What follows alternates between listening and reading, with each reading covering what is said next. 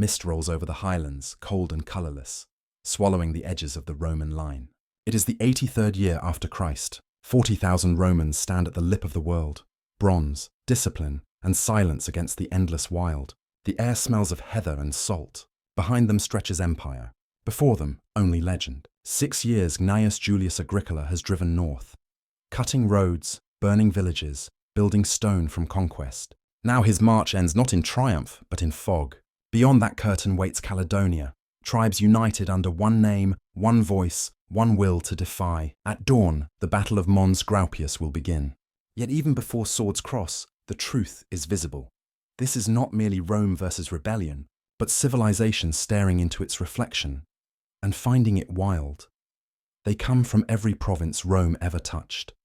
Spaniards, Gauls, Thracians, Syrians, bound under one eagle, one rhythm of steel. The veterans of conquest, 20 years scarred and disciplined by empire. To them, victory feels routine. The frontier just another line to draw across the earth. Yet as the wind cuts colder, certainty begins to fade. These hills do not echo Latin. Their silence feels older, deeper. Shields sweat with frost. Armor weighs heavier. The men sense the difference. This is not rebellion they face, but the refusal of a land to kneel. Each standard flutters like a heartbeat in the dark. The order passes through the ranks. Hold formation. They do, but even they can feel it. The frontier is watching them back. Across the ridges, the tribes gather, bare-armed, painted, breath steaming in the dawn. Farmers, hunters, smiths turn soldiers, each knowing the land like their own pulse. They carry no banners, only memory. Their chieftain, Caledonia, stands among them. The swordsman, the Romans call him. To his people he is simply the voice that refuses silence. They have no empire, no marble cities, only the unbroken wind of their own hills. They watch the legion's fires burn below and feel no fear, only fury that strangers name their home. They do not fight for victory. They fight to remain. When they strike, it will not be for history, but for tomorrow. Between the mountains and the sea lies a strip of ground, narrow, cold, unforgiving. No man knows today where it was, only that here, two worlds collided. To the south, Rome, order, roads, empire, the hum of certainty. To the north, Caledonia, silence, storm and freedom. The Romans form on the flat, shields gleaming dull under grey light. The tribes hold the high slopes, their silhouettes sharp against the mist. The wind whips between them, carrying the tang of salt and peat. Each side sees the other and senses something alien, almost holy. This is more than strategy. It is a meeting of ideas, obedience and wildness, stone and soil. When dawn breaks, the first spear will decide whose vision the earth remembers. Twilight falls. The legions move. Wagon wheels creak, mules snort, torches hiss against damp wind. Agricola rides the line in silence, his eyes on the dark ridge ahead. The Caledonians watch from shadow, their fires banked low, the glint of spearheads flickering like stars. The Romans advance mile by mile, their footsteps drumbeats across stone. For 6 years they have marched north, but this step feels different, not toward conquest, but into something that cannot be conquered. The air tastes of rain and omen. Even the eagles seem to falter, wings heavy with stillness. The men tighten ranks. Somewhere, unseen, a horn answers across the hills. The night holds its breath. Before the storm, there is silence. The legions stand motionless, standards shivering in the wind. Across the plain, the Caledonians wait, unmoving shadows on the ridge. Between them hangs a space so charged it hums. The frontier has become a mirror, each side staring at its own reflection in the other. The drums have not yet sounded, but every heart already beats to war. Agricola looks north and feels the line of empire blur into cloud. Caledonia lifts his sword to the sea, a gesture older than Rome itself. The wind tears through both camps, scattering sparks and sand, erasing the border for one brief, eternal moment. This is where worlds meet, not yet in blood, but in breath. Tomorrow history will roar. Tonight, the wilderness whispers first. For 40 years, Britain had been the empire's youngest jewel, fertile in its south, obedient in its cities, and profitable in its mines of tin and silver. But the north, Caledonia, was another world, wet, wind-torn and wild, where maps dissolved into mist. The Roman camp gleamed at sunrise, every tent in its place, smoke curling in straight lines, order written upon the earth. Yet beyond that order stretched the unknown. Heather hills, blacklocks, and tribes who bowed to no emperor. Gnaeus Julius Agricola, governor and soldier of relentless precision, looked north and saw not wilderness, but a space unclaimed, a gap in Rome's perfection. Where his superiors saw the world's edge, he saw the beginning of his own legend. Each season Agricola pushed farther north, first to the Tay, then beyond, driving the legions into terrain that swallowed sound. Roads cut through bog and mountain, paved with discipline and blood. Forts rose where forest once stood. Watchtowers blinked like eyes across the horizon. Behind the legions trailed engineers, scribes, merchants, and masons, the machinery of empire grinding forward. Every stone laid proclaimed Rome's endurance. Every mile built whispered defiance of nature. Yet the cost grew heavier with the rain. Ambushes struck from fog-covered glens. Supply lines thinned to thread. The cold seeped into armor, into thought. The men began to wonder not if they could take the land, but if the land wanted to be taken. In the highlands, fires kindled against the storm. Tribes that had fought each other for generations gathered now beneath one name, Calgacus, the swordsman. To Rome, he was a barbarian. To his people, he was the voice of the mountain. They had watched their villages burn, their children chained, their gods mocked in Latin. Calgacus stood before them on a rock black with rain, his body streaked blue, his voice carrying across the wind. They make a desert and call it peace, he said, and the echo did not fade. Warriors beat spears on shields, women threw ash into the fire as oath.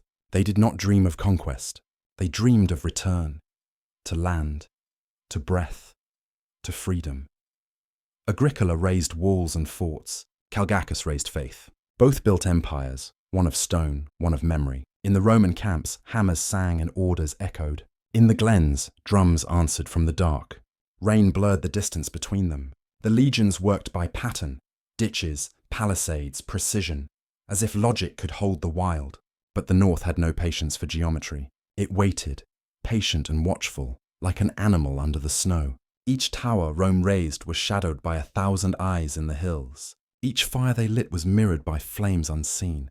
The land itself had taken sides. By autumn, the hills moved. Scouts brought word of 30,000 tribesmen gathering beyond the Moray Firth. Clans from glen, coast and mountain united for the first time. Hunters came with spears, farmers with scythes, chieftains with bronze blades dulled by age. The Roman legions mustered 6 cohorts, their auxiliaries drawn from Gaul and Batavia, cavalry restless in the wind. 2 rivers of men began to move toward each other, one disciplined, one furious. Torches carved ribbons of orange through the fog. In the marshes, wolves howled at the passing. For once, even the empire hesitated. At dawn they met, where mountains bowed toward the sea. The plain rose in terraces of heather and stone, each one soaked in mist. The Romans formed tight and gleaming, armor cold as glass. The Caledonians held the slopes, painted and still, the wind combing through their hair like ghosts of ancestors. The sea murmured nearby, indifferent to empire or defiance. The air smelled of peat, salt, and iron. For both armies, this place felt chosen, as if the gods themselves had drawn a circle in the wilderness and called them in to settle it. Agricola rode forward, his face unreadable. Calgacus raised his sword to the grey light. The drums began to thrum across the plain. The first horn answered, and then nothing. Only the vast breath before history breaks its silence. Agricola arranges his army like an equation carved in iron. 8,000 auxiliaries take the front, Batavian, German, men who fight for pay, not glory. Behind them, 3,000 cavalry, their horses stamping steam into the rain. The legions, 15,000 strong, stand in perfect reserve, shields like a second horizon of bronze. The plain stretches ahead, dark, uneven, waiting. Every man knows the ground belongs to the enemy. Every heartbeat measures distance. Yet Rome trusts not terrain but geometry and discipline. When the trumpets call, they will move as one. Across the valley, the Caledonians rise tier upon tier along the ridges. A living wall of blue-painted flesh and rough-hewn shields. Spears glint like ice. Chariots prowl the slope, their wheels spiked, their horses restless. Horns echo between cliffs. Even veterans of Germania stare in awe. No frontier had ever looked so alive. The wild itself seems to breathe through them, an ancient pulse of defiance. Their chieftains chant to the storm. The valley below, silent and waiting, feels smaller now, a bowl for blood. The wind changes, and dread moves with it. The governor rides the line, rain streaking his armor. His voice carries through ranks already trembling with adrenaline. He speaks not of emperors or provinces, but of survival, of men holding the line for one another. He knows this ground betrays formation. Every ridge favors ambush. To win, he must draw the enemy down. The open plain becomes his weapon. He raises his arm and the signal is tense. The empire's precision will meet the chaos of the hills. He breathes once, not as conqueror, but as gambler. His hand drops. Trumpets scream through the mist. The auxiliaries advance. Oval shields lock. Javelins tilt forward. Boots slosh through soaked turf. The Caledonians answer with a roar that rolls like thunder, shaking the air. Rain strikes iron in sharp rhythms. Horns split the silence. Javelins arc upward, whistling through fog, and fall like iron rain. Men vanish into mud. New ranks close the gaps. The plain shrinks to noise and breath. Discipline meets fury, both blind, both certain. Chariots dive and weave through the chaos. Blades flashing at ankle height. Horses screaming. The Roman line bends but does not shatter. Agricola watches, then signals. Cavalry surges from the wings. Batavians left, Tungrians right. They burst from fog, hooves pounding, cloaks whipping red through rain. The Caledonians turn too late. The net closes. Chariots bog in the sodden ground. Spears clatter harmlessly off Roman shields. The slope becomes a slaughterhouse. The earth itself seeming to tremble. The sea waits somewhere beyond, unseen, listening. When the shouting dies, only the rain remains. The Caledonians break into fragments. Those on the heights fading into forest shadow. Those below swallowed by mud. The Roman reserves move forward, steady, deliberate. Their march the sound of inevitability. The plain is slick with rain and blood.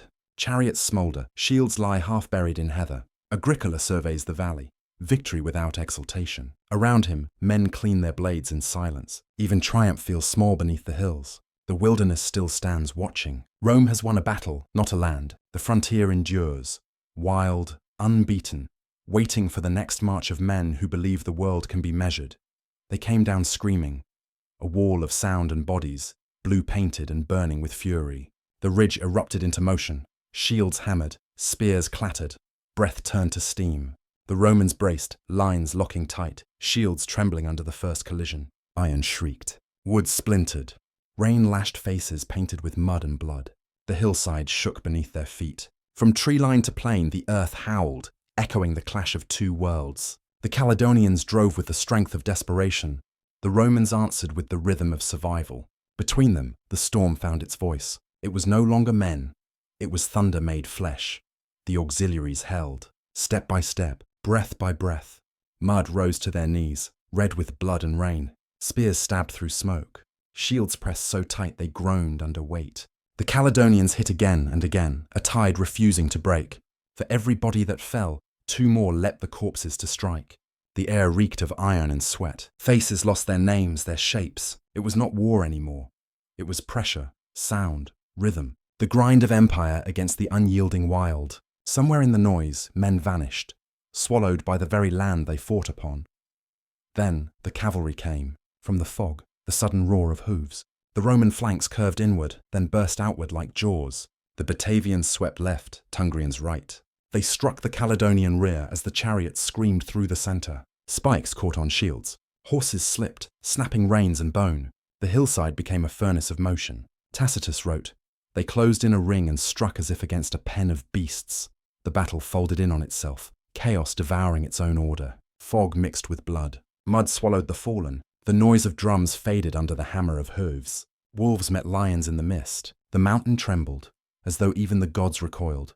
From the summit, Calgacus watched the slaughter twist below. The banners bent, his warriors dying by hundreds. He could not stand apart. He lifted his axe, turned to his guard and roared. They charged downhill, cutting through their own fleeing men. The Romans met them head on. For one heartbeat, the line broke. A flash of chaos, of human fire, and then it held. Steel closed around the Caledonians like a cage. Calgacus struck until his arms numbed, until the world narrowed to the sound of his breathing. A blow glanced off his helm. He staggered, not backward, but deeper into the storm. That was his kingdom now, defiance against inevitability. The trumpets sounded, 3 sharp notes that cut the fog. The Legion XX Valeria Victrix began to move. One surge, one heartbeat. Pilum javelins rose and fell like lightning. The Caledonian front collapsed beneath the storm. Spears and shields splintered, men crumpled into the mud. The sky itself seemed to close around them, rain falling as if drawn to blood. The Romans advanced, shields forward, their lines sweeping upward in measured violence.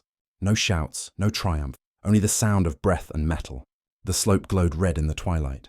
For a moment, all motion ceased, and the wind carried the last cry of a dying land. Night fell, and the rain softened to mist. The Caledonians slipped into the forest, limping, broken, vanishing as shadows do. Rome did not follow. The hill was theirs, but it gave them nothing. No cheers rose, only the hiss of torches and the groan of wounded men. The heather drank the blood and said nothing. The eagles of Rome stood over a graveyard that would never bear their name. Agricola watched from his saddle, the wind lifting the edge of his cloak. He had won a victory no one would remember clearly, a triumph swallowed by fog. Around him, soldiers planted standards in wet soil, their faces blank. Beyond the plain, the wilderness waited, silent, eternal, unchanged. The empire had broken the hill, but not the wild, and in that stillness, even Rome seemed mortal. The sun rose weak and colorless, its light spilling pale across the soaked valley. Mist drifted low, veiling the shapes beneath, the still forms of 10,000 men. Tacitus would later count them. 10,000 Caledonians, 300 Romans. A clean number, a Roman number, but the land did not count so neatly. It remembered sound instead, the scream, the clash, the last gasp swallowed by rain. The heather lay crushed beneath armor and flesh. Ravens circled, patient and impartial. The wind moved through the valley, brushing the dead with the same quiet hand. It knew no legions, no tribes, only silence. There were no names left to speak. The living did what they could. Gathered wood, lit pyres, whispered prayers not meant for this land. The flames rose sluggishly in the damp orange smoke curling against grey sky. The air smelled of ash and wet wool. A soldier placed a coin on a burned cheek, his hands trembling though he did not know the man. Agricola stood apart, cloak heavy with rain. He said nothing. Victory had a voice once, loud, proud, certain. But here it only whispered through smoke. The fires burned without celebration. Agricola had reached the edge of the world. The last roads stopped at rivers too cold to cross. The mountains beyond were veiled in mist, their silence deeper than command. Behind him stretched the empire, lines of forts, roads, laws. Before him only forest, bog and sky. He sent scouts into the glens to map what was left. They returned with nothing but wind and rain. No camps, no tracks. The Caledonians had vanished, not beaten, but gone. Into the high places, into the fog, into legend. Agricola realized the truth. You could conquer men, but not emptiness. The wilderness had waited for Rome, endured Rome, and now watched Rome leave. There was nothing left to take. No gold, no temples, no trophies. The ground gave back only stones and silence. Rome had come to claim the north and found it already claimed. By cold, by distance, by indifference, Agricola ordered an altar built to victory. A rough pillar of rock, slick with rain. His soldiers stood around it, their faces hollow. The smoke from their camp drifted upward, then disappeared into the same mist that had swallowed their enemies. The governor looked once more toward the hills, and then turned south. When the fires died, the fog returned. It crept through armor, through tents, through memory. It carried the scent of peat and iron. Rome had reached the end of the island, but the island had not bent. The tribes left no names behind, only the echo of defiance that lingered in the wind. The land would not remember legions or emperors, only the weight of their passing. The fog rolled down from the ridges, erasing footprints, softening graves. Even the altar to victory vanished beneath moss. All that endured was the silence, heavy, patient, eternal. Years passed. Then decades. In forts along the frontier, Roman soldiers told the story by firelight. A battle fought at the end of the earth, where men stood against mist and found it unyielding. They spoke of Calgacus, of the tribes who vanished, of the silence that followed. And they wondered what victory meant when there were no eyes left to see it. Rome's borders shifted, its emperors changed, its power moved east, but no legion ever returned to the highlands. The ruins of their outposts sank into moss, the roads crumbled into soil. The mountains remained, unmoved, watching. And sometimes, when the wind rose from the north, the sentries swore they could hear it. A faint echo rolling down from the heathered hills, the sound of 1,000 voices calling through fog. The last whisper of the unconquered. Rome never returned to Mons Graupius, not with legions, not with fire, Instead, they built a wall, not of triumph, but of memory. Hadrian's wall rose stone by stone across the island, stretching from sea to sea, a scar and a confession. It was not a conquest, it was containment. South of it, empire. North of it, the unknown. Between them, a silence that Rome could never fill. Soldiers carved Latin into the stones, but the moss grew faster than their words. In time, even the watchtowers forgot their purpose. The wall remained, a monument not to victory, but to the edge of what ambition could reach. Calgacus vanished into smoke and soil, his name carried only by the ink of an enemy. Tacitus gave him words, maybe real, maybe Roman. Yet they outlived them both. They make a desert and call it peace. A sentence sharper than any sword. It outlasted the empire it accused. Across centuries it echoes, not as rebellion, but as truth. Through parchment and dust, one voice survives. The man Rome tried to erase becomes the mirror it cannot look away from. In the silence of empire, the conquered still speak. Agricola returned to Rome a victor. Yet there was no triumph, no parade, no laurel crown. The emperor recalled him, fearful of fame that grew too fast. He had conquered the end of the world, and found no place left to go. In marble halls he walked unseen, a shadow among statues of lesser men. His daughter married Tacitus, his deeds reduced to ink. The north he had bled for healed in mist, its scars swallowed by rain. History would remember his discipline, not his doubt. Perhaps he knew even then that a line drawn through fog cannot last, that conquest fades quicker than memory, and that silence, in the end, is the truest monument of all. No one knows where Mons Graupius lies. The maps argue, scholars circle, but the ground keeps its secret. Now and then, a fragment rises, a spearhead, a bronze boss, the ghost of a fire pit. Each unearthed piece hums faintly, like metal remembering thunder. The soil holds what history forgot, that for one day, empire and wilderness touched and tore each other apart. Archaeologists call it data. The wind calls it memory. The field remains nameless and so eternal.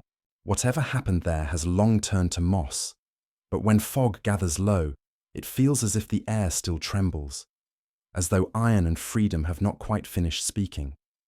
The highlands remember in silence. They have no ruins to show, no temples, no scrolls, only wind. The same wind that once carried the clash of shields now moves gently through heather. The rain that washed blood from the soil still falls, unchanged, unburdened. Rome built nothing here that could last. The tribes left no language to be broken, and so the land endured, untouched by stone, unclaimed by empire. It has no need to remember names. It remembers weight, the tread of marching boots, the flight of arrows, the stillness after. Beneath the hills, rust sleeps where iron once ruled. The earth keeps its counsel. Its silence is not forgetfulness. It is freedom. Rome drew lines across continents, bold, straight, certain. But here the line fades into mist. At Mons Graupius, history did not end. It dissolved. The empire wrote victory. The tribes whispered freedom. Time accepted both, and neither. The road north turned to shadow, the forts to ruins. Yet the echo lingers. Wind through heather, rain on stone, the murmur of something that refuses to vanish. Empires die swiftly, landscapes endure, and in the quiet places where maps go blank and memory becomes myth, the story still speaks, not in Latin, not in tongues of kings, but in the language of fog. A breath, a whisper, a name without borders, echo.